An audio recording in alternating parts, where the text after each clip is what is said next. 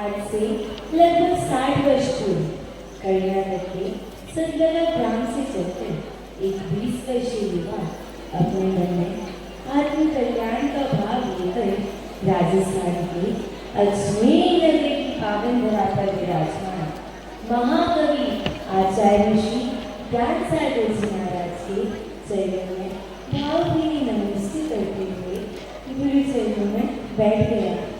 सुंदर शरीर भूमि से सुंदर और युवावस्था को देखकर आचार्य भगवान बोले, क्यों आए हो? विद्या प्राप्त करना। क्या नाम है? विद्याधर। अरे विद्याधर नाम है, मतलब विद्या प्राप्त करके फुर्र से हो जाओगे। आचार्य भगवान की इस बात को सुनकर उस युवा ने जो संकल्प किया वह उसके दृढ़ निश्चय होने का संकेत था। वह बोले, हे आचार्य भगवान, आज मैं आपकी चरण सन्निधि में बैठकर आजीवन वाहन का त्याग करता हूँ और इसी के साथ शुरू हुआ उस युवा की वैराग्य यात्रा का शुभारंभ। आज वही युवा विद्याधर संपूर्ण भारत में ही नहीं अपितु पूरे विश्व में दिगंबर जैनाचार्य, राजसहित चिंतक, महातपस्वी साधक, संत शिरोमणि आचार्य भगवान विद्यासागर जी के रूप में विख्यात है। तुम्हें पता है, जब दीक्षा का समय आया तब अजमेर नगर के सभी वरिष्ठ श्रावकों ने आचार्य महाराज से निवेदन किया कि वे इतनी छोटी उम्र के युवा को दीक्षा क्यों दे रहे हैं। वह बहुत छोटा है, इतनी कठिन तलवार की धार पर चलने के समान मोक्ष की साधना वह कैसे कर पाएगा। परंतु श्रावकों की इतनी प्रयासों के बावजूद भी आचार्य महाराज ने विद्याधर जी की उत्कृष्ट साधना एवं कठिन तपस्या को देखकर उनकी कड़ी परीक्षाएं लेकर यह उन्हें जैनेश्वरी दीक्षा लेने का दृढ़ निश्चय किया। आज वही महासौभाग्यशाली दिन है जब अजमेर नगर में लाखों श्रद्धालुओं ने आचार्य भगवान की दीक्षा देखने का सौभाग्य प्राप्त किया। अनंत उपकार में आचार्य ज्ञान सागर जी महाराज को कि उन्होंने हमें एक युग दिया, युग दृष्टा दिया, युग सृष्टा दिया। इस युग दृष्टा ने इस युग को नया दृष्टिकोण दिया और इस दृष्टिकोण को युग के अंत तक ले जाने के लिए समय के साथ एक नवीन युग का प्रणिपात किया, जो कि आज हम सभी के समक्ष श्रवण संस्कृति के विनायक आचार्य भगवान श्री समय सागर जी महाराज है। आचार्य जी के चरणों में हम सभी प्रतिभा सहित आनंद विद्यापीठ ललितपुर की समस्त छात्राओं की ओर से बारंबार नमोस्तु नमोस्तु नमोस्तु। आज हम सभी प्रतिभा ललितपुर की छात्राएं आपके समक्ष आचार्य भगवान की कुछ स्मृतियों को याद दिलाते हुए एक प्रस्तुति देना चाहते हैं। आचार्य भगवान, हे आचार्य भगवान, हमें उस प्रस्तुति के लिए आपकी अनुमति एवं आशीर्वाद चाहिए। नमोस्तु गुरुदेव, नमोस्तु गुरुदेव, नमोस्तु गुरुदेव। इसी के साथ आचार्य भगवान की चरणों में 4 पंक्तियां समर्पित करते हुए कार्यक्रम का शुभारंभ करते हैं कि तुम इस कदर उठे कि आसमान बन गए, तुम इस कदर उठे कि आसमान बन गए, सारी जहां के वास्ते ईमान बन गए। हम आपके साथ रहकर इंसान न बन सके, हम आपके साथ रहकर इंसान न बन सके और आप हमारे बीच रहकर भगवान बन गए, भगवान बन गए, भगवान बन गए। वज्रादपि कठोराणि मृदुनी कुसुमादपि लोकोत्तराणां चेतांसि भूमि विद्यातुमर्हति चिज्जद्वा विज्जद्वा निज्जद्वा अहविजादुविस्फलयं जन्मातमागच्छतु तदवीना परिग्रहो मज्जा विषयाशावशातीतो निरारम्भो परिग्रह ज्ञानज्ञानित कपोरक्तस्तपस्वी स प्रशस्यते। इसने क्या बोला? तुम्हें कुछ समझ आया? लगता है किसी ग्रंथ की गाथाएं डूब रही थी। तुम्हें इन गाथाओं का अर्थ पता है? हाँ, तो आओ मैं तुम्हें लेकर चलती हूँ एक ऐसे समूह के पास जिन्होंने इन गाथाओं को जीवंत स्वरूप में देखा है। इन गाथाओं को चरितार्थ करने वाले उन महान व्यक्तित्व के दर्शन कर अपने जीवन को धन्य किया है। तो आओ मैं तुम्हें लेकर चलती हूँ उस समूह के पास। नमोस्तुते श्रीजी, नमोस्तुते श्रीजी, नमोस्तुते। शंखनाद कुंजी संयमता जाग उठी है सभी दिशाएं, तेरे आगे नतमस्तक हो इंद्र इंद्राणी मंगल गाए। बदल की अपनी रुख हवाएं गा रही गुणगान तेरे, वीणा ताल मृदंग बाजे अपने सुर में तुझे बधाए।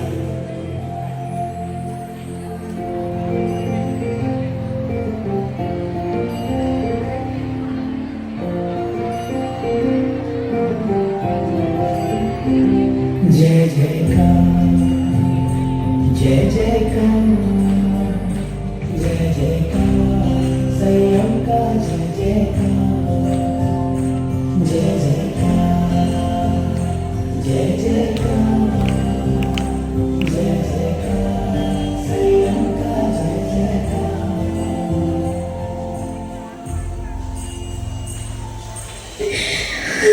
सखी, आज इतनी खुशी का अवसर है, फिर भी तुम्हारे चेहरे पर ये उदासी क्यों छाई है? सच बताऊं ना, आज मैं बहुत दुखी हूँ अपने पुराने दिनों के बारे में सोचकर। अरे ऐसा क्या किया तुमने पूर्व में? क्यों भूल गई तुम? वो वर्ष, वो दिन, वो गर्मी, वो बिहार और बिहार की वो रात। तुम ये क्या कह रही हो? मुझे कुछ भी याद क्यों नहीं आ रहा?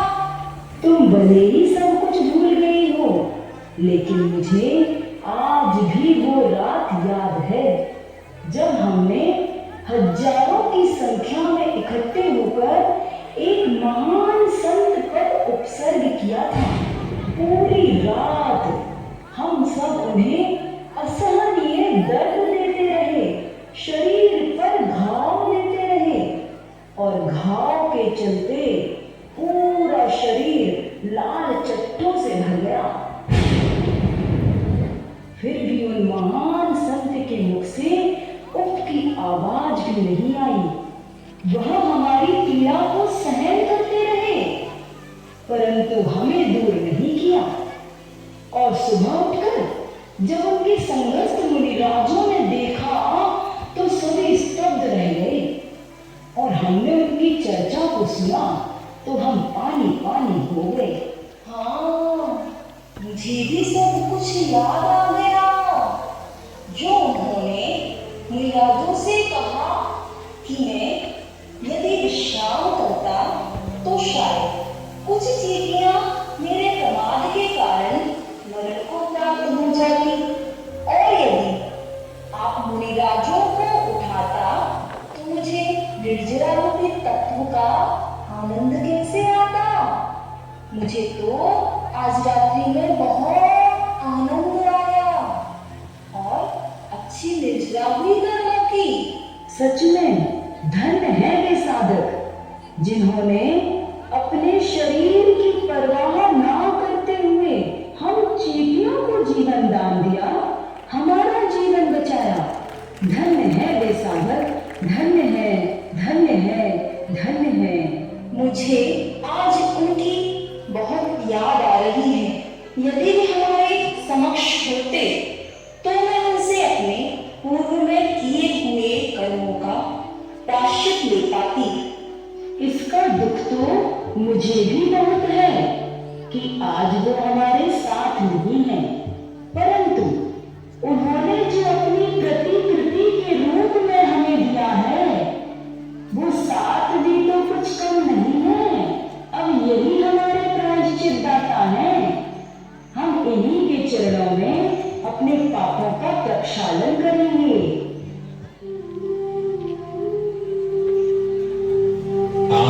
की बात सुनकर मुझे भी अपनी भूल का एहसास हुआ। आपसे भी कोई भूल हुई है क्या? क्या हुआ दोस्त, तुम्हें कुछ तकलीफ हो रही है क्या? शरीर की नहीं, पीड़ा तो हृदय की है। क्यों, ऐसा क्यों बोल रहे हो? मुझे आज गुरु महाराज की बहुत याद आ रही है, जिन्होंने मुझ जैसे अकड़ में रहने वाले, कभी न झुकने वाले गन्ने को मार्दव धर्म का पाठ सिखाया। वो कैसे? इस युग के आदिम तीर्थंकर आदिनाथ भगवान ने हजारों वनस्पतियों को ठुकराकर मुनि अवस्था में मुझ गन्ने को अपने आहार योग्य समझा था। इसका मुझे बहुत अभिमान था, इसलिए मैं हमेशा अकड़ में रहता था। परंतु जब आचार्य भगवान गुरुदेव श्री विद्यासागर जी पर आपत्ति आई, उन्हें एक भयानक रोग ने घेर लिया। ऐसा रोग जिसकी चिकित्सा मेरे हाथ में थी। मैं शीघ्र ही उनका उपचार कर सकता था। नामी गामी वैद्य ने गुरुदेव से मुझ गन्ने को औषधि के रूप में सेवन करने को कहा। फिर तुमने उनका उपचार क्यों नहीं किया? वो सामान्य साधन नहीं थे जो मुझे सहज स्वीकार कर लेते। उन्होंने तो अपनी दीक्षा के बाद वनस्पति, मीठा, नमक, दूध आदि कई वस्तुओं का त्याग कर दिया था। ऐसी तीव्र असाता में भी उन्होंने मुझे खाना तो दूर, लेपन करने में भी नहीं स्वीकार। और तो और एक बार जब दूध की बात आई तो दुग्ध रस का त्याग होने के कारण उसका लेपन करने से सख्त मना कर दिया। बोला मेरा इन सब का त्याग, और वह सुमेरु की तरह अड़े रहे। तन की पीड़ा को सहन करते रहे, परंतु मन को विचलित नहीं होने दिया। यह है उनके उत्कृष्ट त्याग की साधना। 57 वर्ष की अथक साधना में 10 धर्मों का उत्कृष्ट रूप से पालन करने वाले महातपस्वी साधक। हम सबको उत्तम त्याग धर्म का मन बतला गए और मुझ जैसे मान में रहने वाले मानी को मार्दव धर्म का बोध करा गए, जिसकी वजह से आज हम सब उन्हीं की प्रति छवि आचार्य महाराज के श्री चरणों में नम्रीभूत है। आज मुझे पश्चाताप है मेरे अहंकारी भाव का, जो अपने आप को सबसे श्रेष्ठ मानता था। उन्होंने कहा मैं नहीं करना, मैं का दान करना। आज हम सब आचार्य महाराज के चरणों में संयम दिवस के अवसर पर असंयम से बचने का संकल्प ले और अपने पापों का प्रायश्चित करने आए हैं। धन्य है वे अपराजेय साधक, धन्य है, धन्य है, धन्य है।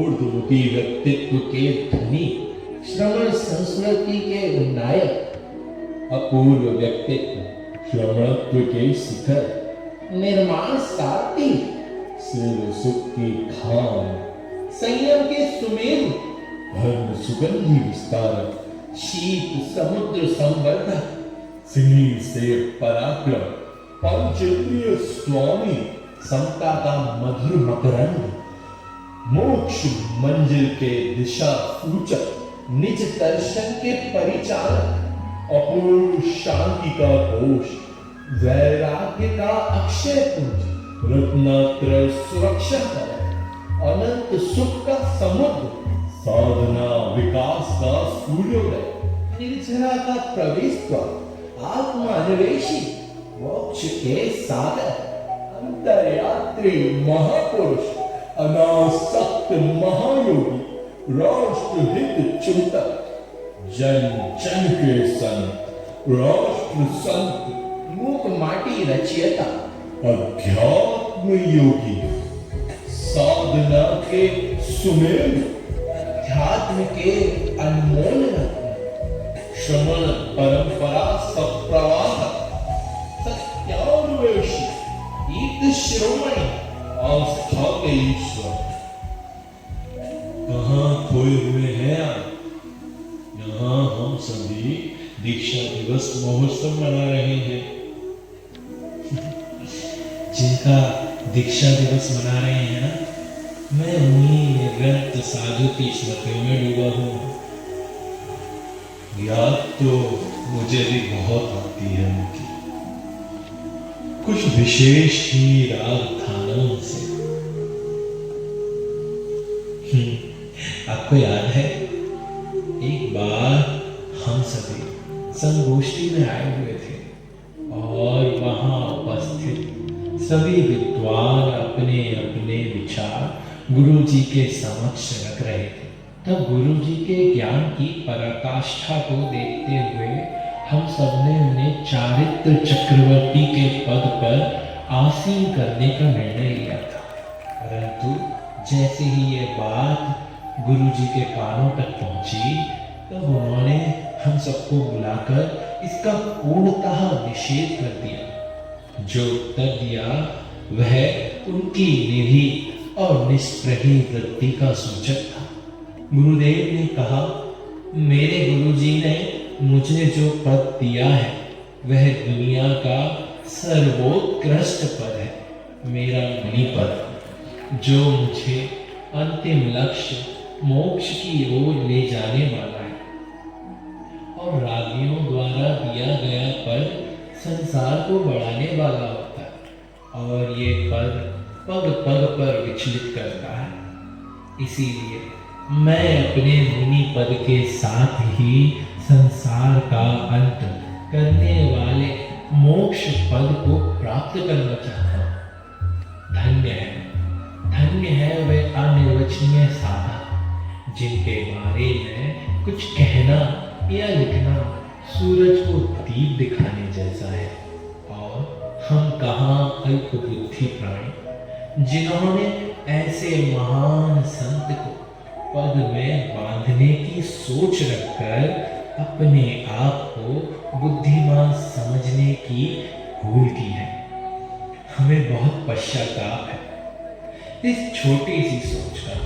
हमारी छोटी बुद्धि इतने महान गुरु की गरिमा को समझ ही ना पाए।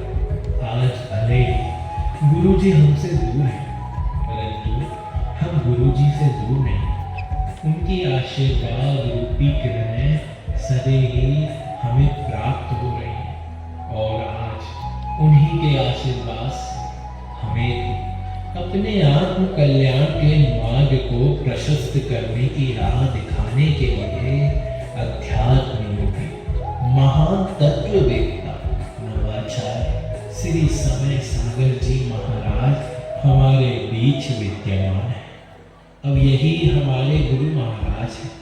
अपनी अल्प बुद्धिमत्ता के लिए हमें इन्हीं से प्रायश्चित लेकर अपने मन के बोझ को कम करना चाहिए और एक भव गुरु के नाम करना चाहिए।